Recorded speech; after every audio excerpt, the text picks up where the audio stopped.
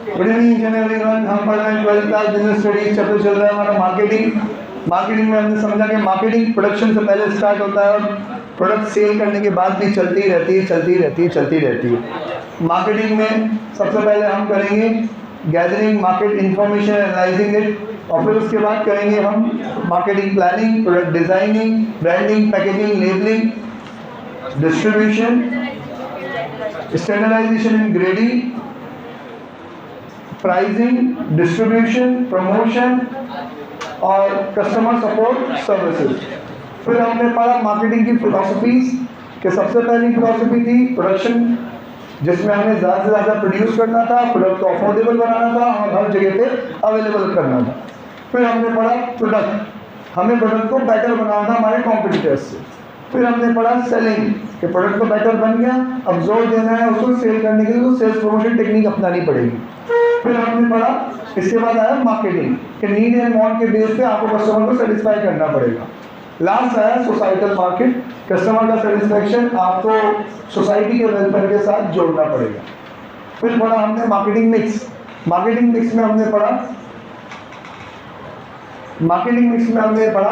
कि मार्केटिंग से related decision बहुत सारे फैक्टर्स को ध्यान में रख के लिए जाते हैं। वो फैक्टर्स कुछ हमारे कंट्रोल में होते हैं, कुछ हमारे कंट्रोल में नहीं होते। जो हमारे कंट्रोल में है उनको बोलते हैं मार्केटिंग टूल्स। उन मार्केटिंग टूल्स में से हम जिन को सेलेक्ट करते हैं वो बन जाता है हमारा मार्केटिंग मिक्स। मार्केटिंग मिक्स आपका डिसीजन है, आप जानो, आपका काम जाने। हमें मार्केटिंग मिक्स नहीं पढ़ाया जाता। मीन्स मार्केटिंग मिक्स तो अपने आप में एक केस स्टडी हो गई, प्रोजेक्ट हो गया कि XYZ इंडस्ट्री में आपका कोई बिजनेस फॉर्म है, आपके ये एक्सटर्नल फैक्टर्स हैं, आप डिसाइड करो कि मार्केटिंग कैसे करोगे। तो हमें मार्केटिंग के मिक्स नहीं पढ़ाए जाते, आपको वो मार्केटिंग में कंट्रोलेबल वेरिएबल फैक्टर्स पढ़ाए जाते हैं कि जितने भी फैक्टर्स कंट्रोलेबल हैं उनमें से कौन कौन से फैक्टर्स हैं चूज आप करते रहना। मैं समझा पा रहा हूँ कि नहीं? मार्केटिंग मिक्स को क्या कहते हैं कि जितने भी टूल्स हैं उसमें से जो हम सेलेक्ट कर रहे हैं वो मार्केटिंग मिक्स है। तो आपको मार्केटिंग मिक्स नहीं पढ़ाया जा रहा, आपको तो वो सारे टूल्स पढ़ाए जा रहे हैं। भाई पूरी दुनिया से आपको रूबरू कराया जाएगा, इतने सारे टूल्स रहेंगे, उन टूल्स में से जो आपको फेवरेबल लगता हो वो आप सेलेक्ट कर लेना, वो आपकी मार्केटिंग मिक्स है। तो हम ये कह सकते हैं मार्केटिंग मिक्स तो एक सब्जेक्टिव मैटर है, हर कोई अपने एक्सटर्नल फैक्टर्स पे बेस्ड, अपने बजट के ऊपर बेस्ड होकर चूज करेगा। हम क्या पढ़ रहे हैं? मार्केटिंग टूल्स पढ़ रहे हैं। अब इसको बोलते हैं अपन कंपोनेंट्स ऑफ मार्केटिंग मिक्स। क्या बोलते हैं? 4 P's है, product, price, place and promotion. Product में वापस से 4 चीज, फीचर, ब्रांडिंग, पैकेजिंग और लेबलिंग। फीचर पढ़ा नहीं सकते, ब्रांडिंग, पैकेजिंग और लेबलिंग अपन ने पढ़ ली। फिर लास्ट में अपन ने जल्दी से डिस्कस किया था अगला वाला, प्रोडक्ट के बाद था प्राइस, फिर आया प्लेस, फिर आएगा प्रमोशन। तो अभी आज प्राइस के बारे में डिस्कस करेंगे। Sir what do you mean by price? किसी भी चीज का आप प्राइस पता करते हो तो प्राइस से क्या मतलब होता है?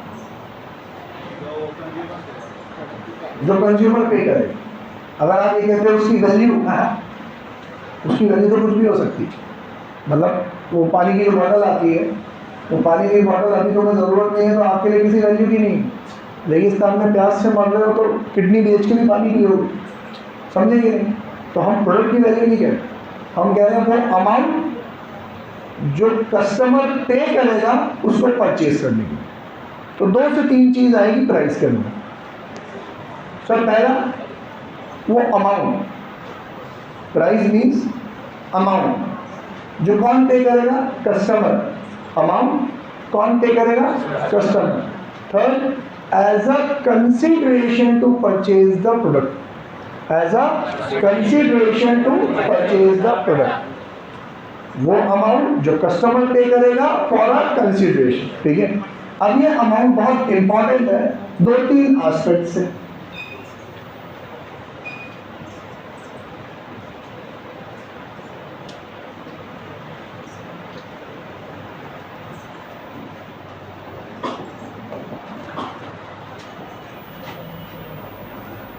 Amount paid by buyer as a consideration for purchase of product. अब ये प्राइस इंपॉर्टेंट क्यों है? सर बिना प्राइस के आप प्रोडक्ट लॉन्च ही नहीं कर सकते। आइदर प्राइस देनी पड़ेगी या प्राइस के रिलेटेड कोई गाइडलाइन देनी पड़ेगी। मीन्स जब मोबाइल लॉन्च होते हैं ना, तो मोबाइल की एग्जैक्ट प्राइस लॉन्च नहीं होगी, लेकिन उनका प्राइस रेंज लॉन्च हो जाता है कि अप टू दिस ये आपका क्या रहेगा, प्रोडक्ट रहेगा, ठीक है। Then pricing often use as regulator of the demand of a product. Business form खुद उसको एज अ रेगुलेटर यूज करते हैं।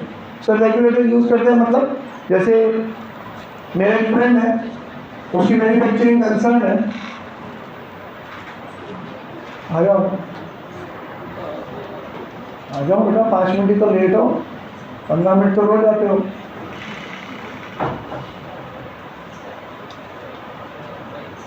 उसको प्रोडक्ट मैन्युफैक्चर करने के लिए रेजिन लगता है। रेजिन मतलब प्लास्टिक का दाना।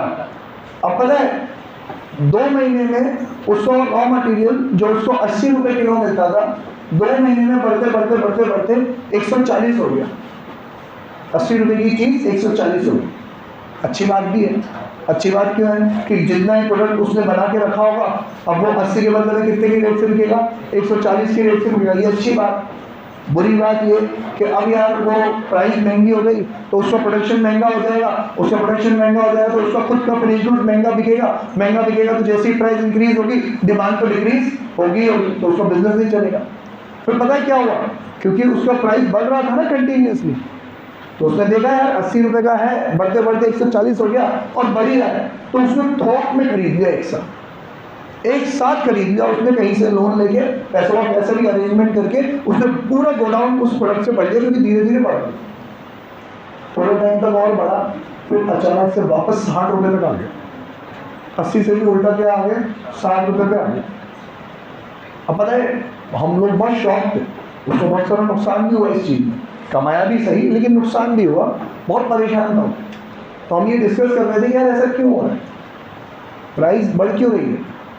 तो हमने देखा, रिसर्च किया हमने, तो पता पड़ा कि गवर्नमेंट ने इसका इंपोर्ट बंद कर दिया। इसका इंपोर्ट बंद कर दिया है तो जो इंडिया में बना रहा है उसी का माल क्या हो रहा है, बिक रहा है। अब क्योंकि उन्हीं का माल बिक रहा है तो अचानक से उनकी डिमांड क्या हो गई है, बढ़ गई है। अब क्योंकि उसकी डिमांड बढ़ गई है तो हर कोई मांग रहा है, तो उस डिमांड को रेगुलेट करने के लिए उन्होंने प्राइस को क्या कर दिया, इंक्रीज कर दिया, ताकि अब सिर्फ वही खरीदे जिसको बहुत ज़्यादा ज़रूरत हो, जिसको ज़रूरत ना हो वो ना खरीदे। समझे कि नहीं। तो प्राइस को कैसे यूज़ किया उन्होंने, use as regulator of the demand. मतलब मेरे प्रोडक्ट की प्राइस मेरे डिमांड के लिए एज अ रेगुलेटर भी है। अपन उल्टा चलते हैं, लॉ ऑफ डिमांड में आप क्या पढ़ते हो, मैं लॉ ऑफ डिमांड 2 तरीके से बोल के बताता हूँ, सोच के बताना कौन सा वाला सही। ए, डिमांड इंक्रीज होगी अगर प्राइस डिक्रीज होगी, और vice versa. Demand increases when price decrease, ये ए। अब दूसरा वाला ढंग से सुनना ताकि आप फर्क समझ पाए। Price increases with demand increases.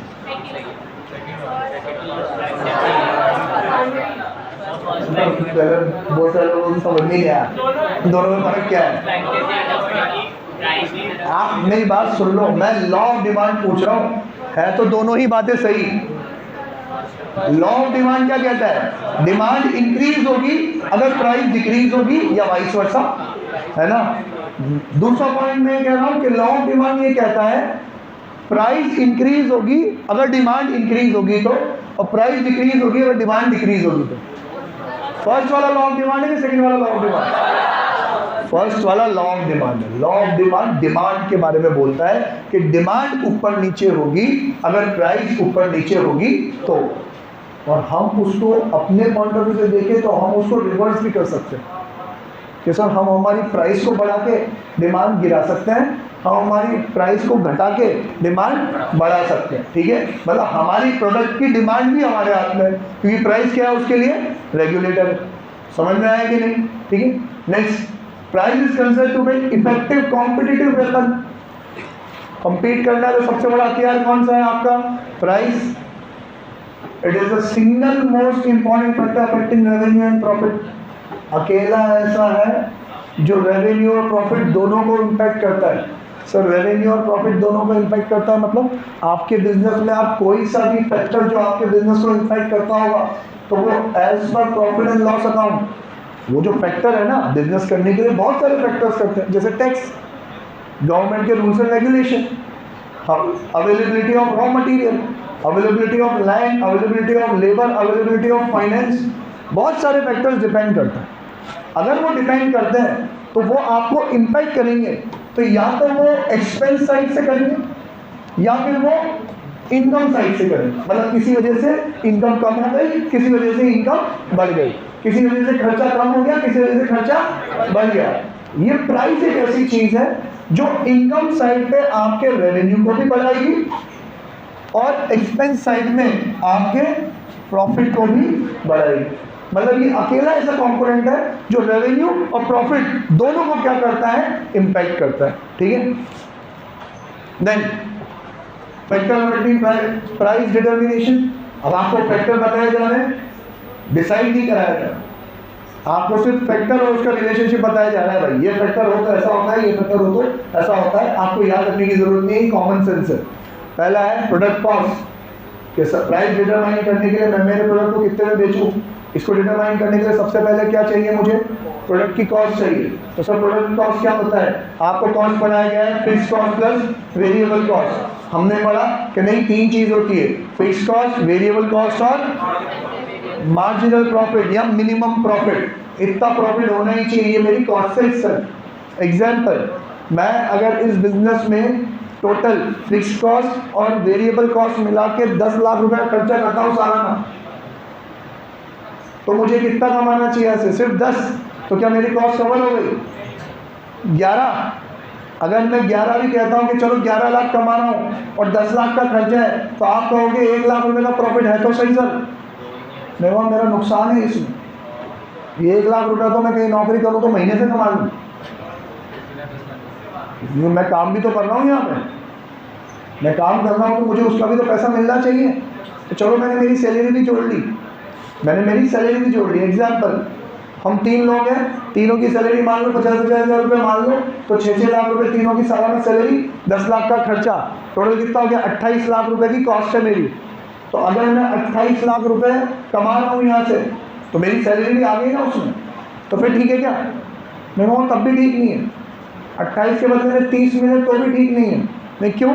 अबे यार बिजनेस में कितनी मगजमारी है, सब कुछ अपन को ही देखना है। तुमने सिर्फ काम करने की सैलरी तो देख ली, इतना सारा जो इंफ्रास्ट्रक्चर बना के जो रिस्क ले रखा है, इस साल कमाया तो कमाया, अगले साल नहीं कमाया, उस रिस्क का रिवॉर्ड भी तो मिलना चाहिए। इससे अच्छा तो फिर एक काम करना, तो नौकरी कर ले। अगर तू तेरे बिजनेस से सिर्फ सैलरी जितना ही पैसा निकाल पा रहा है तो एक काम कर, फिर तो नौकरी कर ले। नौकरी में तेरे ऊपर कोई रिस्क तो नहीं है, नौकरी में तो सैलरी फिक्स मिलेगी ही मिलेगी, रिस्क खत्म हो गया। आप बिजनेस करके रिस्क ले रहे हो तो एक रिवॉर्ड तो मिलना चाहिए कि नहीं मिलना चाहिए? तो वो जो मिनिमम प्रॉफिट है वो भी किसका पार्ट है, कॉस्ट का। तो सबसे पहले आपको आपकी कॉस्ट पता होनी चाहिए, तभी आप अपनी प्राइस डिटरमाइन कर पाओगे, नहीं तो प्राइस डिटरमाइन कर ही नहीं पाओगे। Clear? It includes the cost of production, producing, distributing and selling the product. The cost sets the minimum level or the floor price. एक मार्क्स का क्वेश्चन, कि कॉस्ट क्या सेट करता है, फ्लोर प्राइस सेट करता है, कि वो प्राइस के जो तो मिनिमम मिलना ही मिलना चाहिए, इससे कम में, मतलब वो आपको, आपने दुकानदार को बोलते हुए सुना होगा, इतने में तो ये घर में ही नहीं पड़ रहा। हाँ, तो वो घर कौन है उसका, फ्लोर। वो फ्लोर प्राइस जितने में मेरे को गिरता है, इतने में मेरे को टोटल कॉस्ट इसकी पड़ जाती है, इतना तो मुझे मिलना ही चाहिए। Every product may be sold. It is important that price should recover total cost, fixed cost, variable and semi-variable in the long run, including a margin of profit. कहाँ बोला? In the long run. Short term में problem नहीं।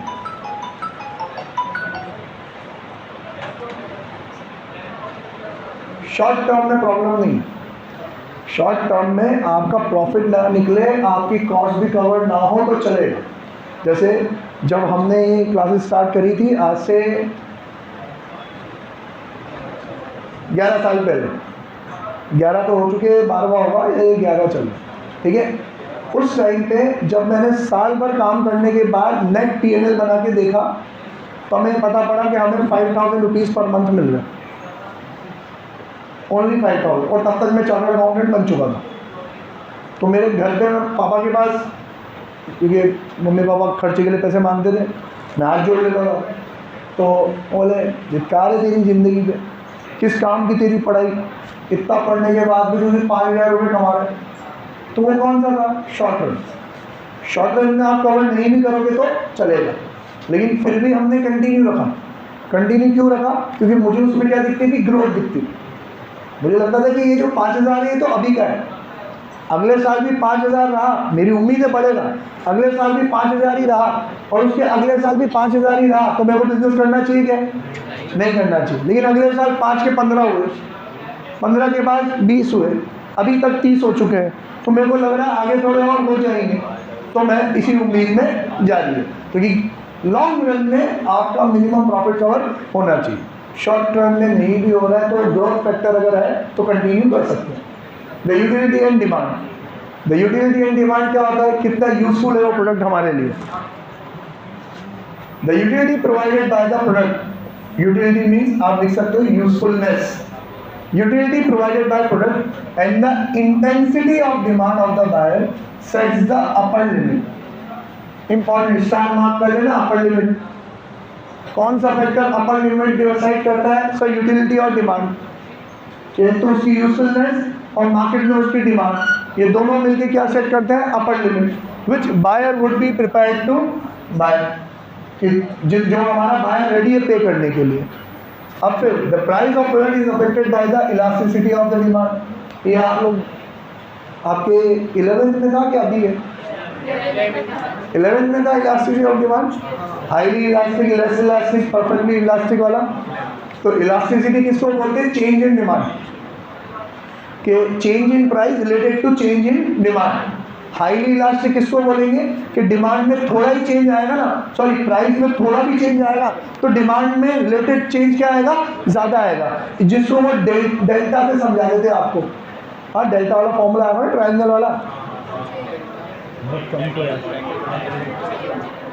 Change in price upon change in demand, या change in demand upon change in price. ठीक है, मतलब price में 10% का चेंज है लेकिन डिमांड में 10% से ज़्यादा का चेंज है, तो ये क्या है? Highly elastic. और प्राइस में 10% का चेंज है और डिमांड में मात्र 5 से 7% का ही चेंज है, तो ये है लेस इलास्टिक। तो अब इससे अपन अपनी प्राइस भी डिटरमाइन करेंगे। अगर आपका प्रोडक्ट हाईली इलास्टिक है तो मैं जो बोल रहा हूँ वो ढंग से सुनना और फिर जवाब देना। आपका प्रोडक्ट जो है वो हाईली इलास्टिक है। हाईली इलास्टिक मतलब आप अपने प्रोडक्ट की प्राइस में थोड़ा सा भी चेंज लाते हो ना तो डिमांड में ज़्यादा चेंज आ जाता है। मतलब कैसे? और इलेबोरेट करता हूँ। आप अपनी प्राइस को थोड़ा भी बढ़ाओगे तो डिमांड ज़्यादा कम हो जाएगी कि ज़्यादा बढ़ जाएगी? ज़्यादा कम हो जाएगी। आप 10% से प्राइस बढ़ाओगे तो डिमांड 10% से भी ज़्यादा से क्या हो जाएगी? कम हो जाएगी। तो अब हमें प्राइस ज़्यादा रखनी चाहिए कि कम रखनी चाहिए? सोच के जवाब दो। ज़्यादा रखनी चाहिए, कम रखनी चाहिए? हमें कम रखनी चाहिए, क्योंकि हम जितना कम करेंगे डिमांड उतनी ही ज़्यादा तेज़ी से क्या होती जाएगी? बढ़ती जाएगी। मैं 10% से कम कर रहा हूँ तो शायद डिमांड 20% से बढ़ रही है। तो अगर आपका प्रोडक्ट इलास्टिक है, उसकी डिमांड अगर इलास्टिक है तो प्राइस हमें क्या रखना चाहिए? कम रखना चाहिए। और फिर वाइस वर्सा तो तुम समझ ही जाओगे। अगर आपका प्रोडक्ट लेस इलास्टिक है, लेस इलास्टिक है मतलब मैं अगर मेरी प्राइस बढ़ा भी दूँ ना तो डिमांड में कोई इतना ज़्यादा गिरावट नहीं देखने को मिलती, तो मुझे मेरी प्राइस ज़्यादा से ज़्यादा रखनी चाहिए कि कम से कम रखनी चाहिए? ज़्यादा से ज़्यादा रखनी चाहिए ना। ठीक है, तो देखो, if relatively small change in price result in large change in the quantity demanded, means a small rise in price will result in high decrease in demand and total revenue decreases, so lower price should be fixed। 3 line में सारी बात समझा दी उसने कि जो price में change है उससे ज़्यादा चेंज किस में आएगा? डिमांड में।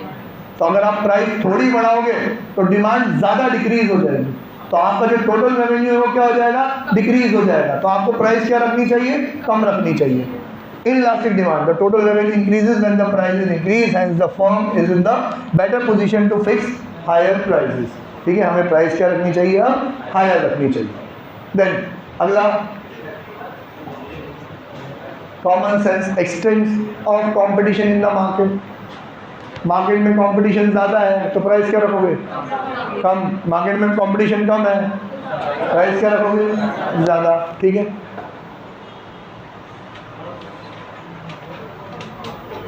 ये जो नोट्स है ना बहुत रिलेटिवली मतलब एक दूसरे से रिलेट करके लिखे हुए हैं।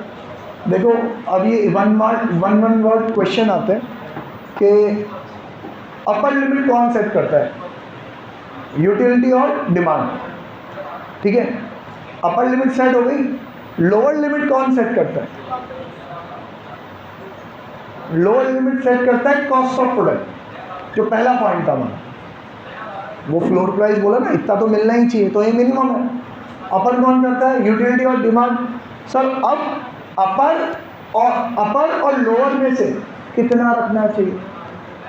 लोअर भी पता पड़ गई, अपर भी पता पड़ गई, अब रखना कितना चाहिए? तो इनकी जो रेंज है ये कौन डिटरमाइन करता है? Competition. Between the lower limit and the upper limit where would price settle, कितना रखें? This is affected by nature and degree of competition. ये कौन बताएगा? Degree of competition. वो जो आपने बोला, lesser degree of competition the price will reach to the upper limit, high degree of competition reach to the lowest limit. फिर अगली important बात, सर वो हमारे मोहल्ले में 2 दुकानें होती थी कोल्ड ड्रिंक की, दोनों आपस में जानी दुश्मन। तो कोई कोल्ड ड्रिंक थी जो उस टाइम पे 10 रुपए की मिलती थी, तो एक ने बोर्ड लगाया ये कोल्ड ड्रिंक यहाँ 9 रुपए की मिलती है। अगले ने बोर्ड लगा दिया ये कोल्ड ड्रिंक यहाँ पे 8 रुपए की मिलती है। मैंने कहा ऐसे करते करते तुम पैसे दोगे कोल्ड ड्रिंक लेने के लिए?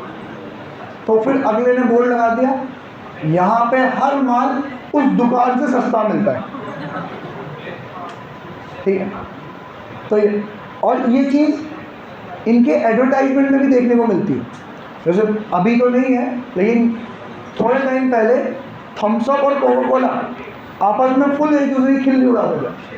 पेप्सी और कोका कोला तो फुल आपस में एक किसी की पैरोडी करता है, दूसरे एक की मजाक बनाता है। तो अगर मेरे किसी रिएक्शन से मेरे कॉम्पिटिटर का भी रिएक्शन आने वाला है तो वो आपको पहले ही एंटिसिपेट करना पड़ेगा, नहीं तो आप खुद का क्या कर रहे हो? नुकसान कर रहे हो।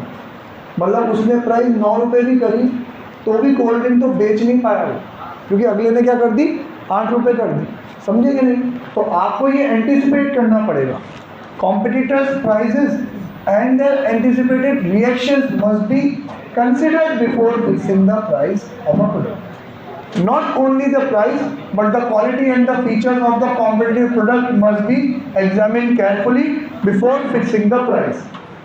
कैसे?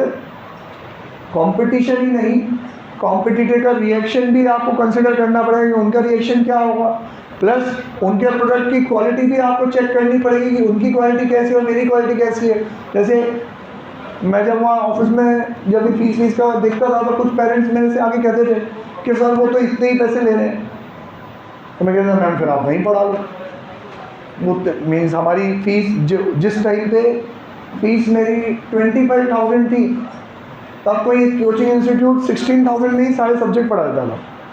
तो मेरे को अच्छे से याद है, वो पेरेंट्स आए मम्मी पापा बच्चे के दोनों, सर आप देख लो आप इतने में पढ़ाओगे नहीं पढ़ाओगे, नहीं तो वो एक्स कोचिंग तो 16,000 में पढ़ाने के लिए रेडी है। मैंने कहा देखो सर जो आप बात कह रहे हो उसके अकॉर्डिंगली तो आप ही सोचो कि वो 16 में पढ़ाने के लिए क्यों रेडी है। जब मैं 25 ले रहा हूँ तो उनको 24 ले लेते, 23 ले लेते, 20 ले लेते, 16 ले रहे हैं मैं अक्सर हो तो। और जब वो 16 ले ही रहे हैं तो आप ये मुझे बताने क्यों आए? आपको मेरी पता है, मेरी फीस भी पता है। वो मतलब सेकंड टाइम आया, फीस उन्होंने कॉल पे पूछ ली थी, फिर भी आके नेगोशिएशन कर रहे थे। मैंने कहा तो आप क्या मुझे बताने आए हो कि उनकी फ़ीस 16 है मेरी फ़ीस 25 है? कि नहीं मैं क्यों आया हूँ, क्या हमें तो यही पढ़ाना है। मैंने कहा फिर क्यों पढ़ाना है आपको यार, वो तो 16 ही ले रहा है, तो यही क्यों पढ़ाना है? और फिर वो कुछ भी नहीं, जवाब मिल गया। तो यार हमें उनकी क्वालिटी, उनके प्रोडक्ट भी हमें कंसिडर करना पड़ेगा हमारी प्राइस को सेट करने के लिए। गवर्नमेंट एंड लीगल रेगुलेशन, कल मैंने आपको 2 एग्जांपल लिए थे, एक तो लिया था शुगर का और एक लिया था पेट्रोल का, कि तुम्हारा पेट्रोल पंप है तो तुम क्या समझते हो, तुम्हारी मर्जी से पेट्रोल बेच दोगे क्या तुम? नहीं ना, पेट्रोल की प्राइस तो कौन सेट करेगी? गवर्नमेंट। सेम तरीके से शुगर केन इंडस्ट्री के साथ भी यही है। गन्ने के साथ एक प्रॉब्लम है, गन्ने को ज़्यादा देर स्टोर करके नहीं रख सकते, सूख जाता है वो, और ज़्यादा लंबा ट्रांसपोर्ट भी नहीं कर सकते क्योंकि उसका ट्रांसपोर्टेशन भी क्या होता है? भारी होता है। तो अगर इस पूरे एरिया में एक ही शुगर मिल है तो इन सारे फार्मर को इसी को बेचना पड़ेगा। तो इसके पास तो गजब का एडवांटेज है, इन सबको मजबूरन इससे बेचना ही पड़ेगा।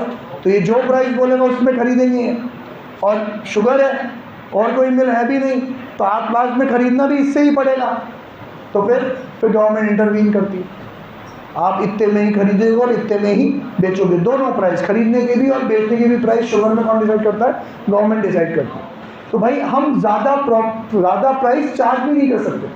अगर हम ज़्यादा प्राइस चार्ज करेंगे तो गवर्नमेंट को पब्लिक इंटरेस्ट के अंदर उसमें इंटरवीन करना ही करना पड़ रहा है। जैसे आपके प्राइवेट स्कूल्स के साथ होता है, गवर्नमेंट का रेगुलेशन बताया मैंने आपको, 10% ज़्यादा वो इंक्रीज कर नहीं सकते, नहीं तो वो तो धड़ल्ले से कि जहाँ पे कोई अच्छा स्कूल नहीं होगा, एक आधी स्कूल होंगे और बच्चे खूब है, आबादी में कमी है नहीं, तो फिर वहाँ तो वो लोग मनमानी फीस चार्ज करते हैं। जैसे वहाँ इंदौर में एक स्कूल है, उसकी फीस 2.5 लाख रुपये सालाना है। 2.5 लाख रुपये, हमारे बच्चे भी ऐसे ही जाते हैं। तो गवर्नमेंट को इंटरवीन करना पड़ता है बीच में। In order to protect the interest of public against unfair practices, government fixes the price of essential commodities. Example: medicines, petrol, sugar, etc. A firm should not charge a higher price, otherwise it would invite government action. ज़्यादा price charge करके आप ही invitation दोगे, जाओ sir. Next, pricing objective. Pricing objective मैं read नहीं करूँ चलेगा क्या? हाँ, मैं रीड नहीं करूँ चलेगा? मार्किंग तो कर लोगे तो खुद से, ठीक है। तो पहला क्या है? Profit maximization. अगर आपका प्रॉफिट मैक्सिमाइजेशन का ऑब्जेक्टिव है कि मुझे प्रॉफिट क्या चाहिए? ज़्यादा से ज़्यादा चाहिए, तो मैं क्वेश्चन पूछूंगा ये ऑब्जेक्टिव आपका शॉर्ट रन का है कि लॉन्ग रन का है? तो आप यहाँ मार्क करोगे शॉर्ट रन और लॉन्ग रन। अगर शॉर्ट रन में पैसा कमाना है तो प्राइस क्या रखोगे? ज़्यादा, और लॉन्ग रन में पैसा कमाना है तो प्राइस क्या रखोगे? कम। Obtaining market share leadership. Market share किसको बोलते हैं? कि अगर 1000 प्रोडक्ट बिकते हैं तो 500 प्रोडक्ट तो मेरे ही बिकते हैं, तो मेरा मार्केट शेयर कितना हुआ? 50%। 1000 अगर प्रोडक्ट बिकते हैं तो 1000 में से 500 तो मेरा ही बिकता है, तो मेरा मार्केट शेयर कितना हुआ? 50%। अब मुझे वो मार्केट शेयर में क्या चाहिए? लीडरशिप। मैं लीडर बनना चाहता हूँ कि सबसे ज़्यादा शेयर किसका हो? मेरा हो। तो वो लीडरशिप एक्वायर करने के लिए प्राइस ज़्यादा रखनी पड़ेगी कि कम? कम। Done. Next, surviving in a competitive market. Competitive market में मुझे क्या रखना है? सर्वाइव करना है, तो प्राइस सबसे कम रखनी पड़ेगी। Then attaining product quality leadership. Apple का एग्जाम्पल लिया था ना, वो एक रील अक्सर आती है कि आप जो ये आईफोन खरीदते हो इसकी कॉस्ट कितनी होती है? Less than $1। $1 से भी कम में ये प्रोड्यूस हो जाता है, 85 रुपये से भी कम में। आईफोन जो हम खरीदते हैं वो 85 रुपये, $100 से भी कम में, 8000 से भी कम में। मेरे को एक कंप्यूटर में एक चिप डलती है, उस चिप के लिए मेरा फ्रेंड बता रहा था कि ये चिप पता है कितने की बनती है? 80 पैसे की। जैसे आपका जो मेमोरी कार्ड वगैरह है ना, ये सब 1-1, 2-2 रुपये में तो बन जाते हैं, तो तुम्हें कितने में मिलते हैं? वही बेस्ड ऑन कैपेसिटी 150, 200, 300, 400। तो सर ये जो इतनी प्राइस चार्ज करी जाती है ये उस प्रोडक्ट की कॉस्ट कवर करने के लिए नहीं करी जाती, उसके पीछे जो हमारा रिसर्च एंड डेवलपमेंट हुआ है उसको कवर करने के लिए, ठीक है। तो प्रोडक्ट इस क्वालिटी लीडरशिप आपको चाहिए कि क्वालिटी में सबसे बेस्ट आपका हो, तो क्या करना पड़ेगा? रिसर्च एंड डेवलपमेंट करना पड़ेगा, और रिसर्च एंड डेवलपमेंट के लिए प्राइस क्या रखनी पड़ेगी? आपको ज़्यादा रखनी पड़ेगी, ठीक है ना। मार्केटिंग मेथड्स यूज, क्या आपके मार्केटिंग मेथडोलॉजी कौन सी है? ये भी कॉमन सेंस पे बेस्ड है, तुम आराम से आंसर दे दो, वन बाय वन देखते हैं। Distribution system. डिस्ट्रीब्यूशन सिस्टम आपका लॉन्गर है या शॉर्टर है? अगर लॉन्गर है मतलब खाली आप ही डायरेक्ट बेच नहीं देते हो, आप पहले सोल सेलिंग एजेंट रखते हो, सोल सेलिंग एजेंट डिस्ट्रीब्यूटर रखता है, डिस्ट्रीब्यूटर होलसेलर को, होलसेलर किसको, रिटेलर को, फिर रिटेलर बेचता है। तो प्राइस क्या होगी, ज़्यादा कि कम? ज़्यादा। इन सबको भी तो बीच में कमाना है भाई, तो प्राइस क्या रखोगे, ज़्यादा। और अगर डिस्ट्रीब्यूशन सिस्टम आपका क्या है, शॉर्टर है, तो प्राइस क्या रख सकते हो आप, कम रख सकते हो। प्रोडक्ट डिफ्रेंसिएशन, आपका प्रोडक्ट मार्केट में जो दूसरे प्रोडक्ट्स है उससे बिल्कुल ही अलग है।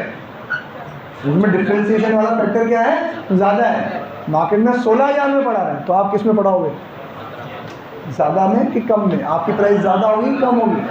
डिफ्रेंसिएशन ज़्यादा है तो प्राइस भी क्या चार्ज करोगे, ज़्यादा। लेकिन अगर सिमिलर ही है तो फिर क्या रखोगे, कम ही रखेंगे, बराबर ही तो रखेंगे। मतलब वो मैम मुझे कह रही सर वो भी तो वही सिलेबस पढ़ाएंगे जो आप पढ़ाओगे, तो फिर तो मुझे वही रखनी चाहिए, है ना। Next, credit facility. उधार की रेट और नगद की रेट फर्क होता है कि नहीं होता? आप उधार में माल बेचते हो तो प्राइस क्या रखोगे, ज़्यादा। कैश में बेचते हो तो कम। सेल्स प्रमोशन एफर्ट, आप माल बेचने में एफर्ट बहुत ज़्यादा लगाते हो, अलग अलग जगह एडवर्टाइजिंग, अलग अलग ऑफर्स देते हो, तो क्या रखोगे, ज़्यादा। टाइप ऑफ पैकेजिंग, आपकी पैकेजिंग बहुत अच्छी है तो प्राइस ज़्यादा, पैकेजिंग हल्की फुल्की तो प्राइस कम। क्वालिटी ऑफ सेल्समैन एम्प्लॉय, आपके जो सेल्समैन है वो क्वालिटी वाले हैं तो उनकी सैलरी क्या होगी, ज़्यादा होगी, तो प्रोडक्ट की प्राइस क्या रखोगे, ज़्यादा। नहीं तो फिर क्या रखोगे, कम। Quality and amount of advertising, आप एडवर्टाइजिंग कैसी कर रहे हो, कितनी कर रहे हो, तो प्राइस क्या रखोगे, ज़्यादा। एडवर्टाइजिंग नहीं कर रहे हो तो प्राइस क्या रखोगे, कम। कस्टमर सर्विस प्रोवाइडेड, कस्टमर को जो सपोर्ट सर्विसेज आप प्रोवाइड करते हो तो प्राइस क्या रखोगे, ज़्यादा कि कम। एग्जाम्पल, मैं कह रहा हूँ कि ये प्रोडक्ट अगर आपको चाहिए विदाउट वारंटी 500, विद वारंटी 800, तो मैं क्या दे रहा हूँ, वारंटी की सर्विस दे रहा हूँ आपको, कभी भी कुछ खराब होगा तो रिप्लेस करके दूंगा, तो प्राइस क्या रखूंगा मैं, ज़्यादा, नहीं तो कम। Example, if company provide free home delivery, फोकट में घर तक पहुँचा रही है तो प्राइस उसकी ज़्यादा होगी कम होगी, ज़्यादा। It has some flexibility in fixing the price, price वो थोड़ा क्या रखेगी, ज़्यादा ही रखेगी, ठीक है ना।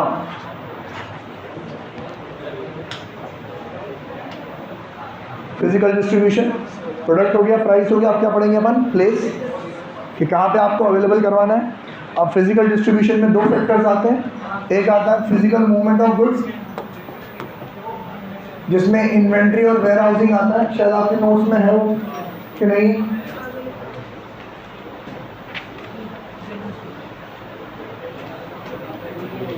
कंपोनेंट्स ऑफ फिजिकल डिस्ट्रीब्यूशन है पीछे, ठीक है। फिजिकल मूवमेंट ऑफ गुड्स में क्या आप इन्वेंट्री कितनी मेंटेन करना चाहते हो, वेयर हाउसिंग करोगे, और ऑर्डर प्रोसेसिंग आपकी कैसी रहेगी। Channel of distribution, channel of distribution मतलब इंटरमीडियरीज कितने रहेंगे बीच में, डायरेक्ट आप ही सेल कर दोगे कि बीच में आपकी कुछ इंटरमीडियरीज रहेगी जो आपसे गुड्स भी लेगी, उसका मालिकाना अधिकार भी लेगी, और फिर आगे धीरे धीरे बेचती जाएगी, जो आप होलसेलर रिटेलर वाला सिस्टम समझते हो वो। दोनों चीज़ अलग अलग पढ़नी पड़ेगी। पहला चैनल ऑफ डिस्ट्रीब्यूशन कल पढ़ेंगे, हाँ। Bye tata, see you. Hello.